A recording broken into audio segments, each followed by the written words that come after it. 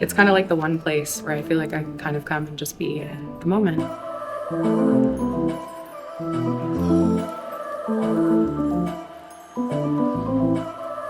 How did you discover Kira's breathwork? We had met through Instagram before Breathwork, and she invited me, and I came, and we've been working together for probably the last year and a bit. So yeah, it's been incredible. Have you had any breakthroughs or releases while doing Kira's breathwork? Yeah, absolutely. I think just really sort of learning about how it impacts your nervous system and just how often on the day-to-day that we don't actually tap into our own breath. And I think just kind of being able to return to that in a conscious way has helped me on a daily basis. And yeah, I'm really grateful for it. How has Kira's breathwork impacted your life? I'd say deeply. It's deeply impacted my life.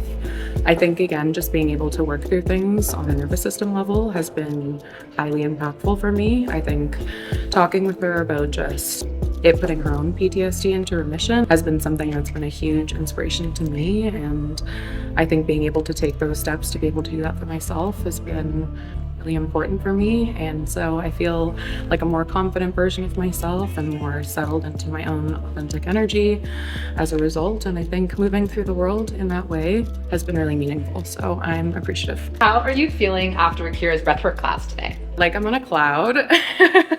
I'm currently still floating, but I'm feeling incredible. I think, again, just being able to release a lot of the things that we hold on to in our bodies on a day-to-day basis. Yeah, I'm just feeling light and very happy in this moment, very peaceful. What was your favorite part of Kira's class? I think there's a lot of components that are my favorite about her classes, but I think for me, probably the moment where you sort of get over the initial hump of being conscious about how you're breathing and then settling into it in a more natural sort of way. At that point for me, I had a little bit of an emotional release. I was able to have a cry, which was nice. What do you think of the music that Kira plays? I think that's something I've loved seeing evolve over the last year or so, and just kind of the choices that she's made with music.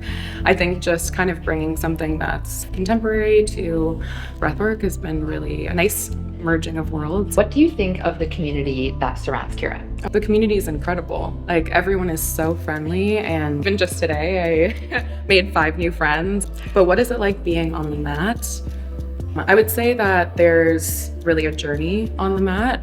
At the beginning, there's sort of this resistance to it because it's so opposite to what we typically are doing on a day-to-day basis. You know, we brace for stress often during our work days and day-to-day life. And so oftentimes I feel like I'm holding my breath, whereas when I get down on the mat and I'm starting to more consciously breathe, there is that sort of resistance in the beginning stage where my body's not really used to it.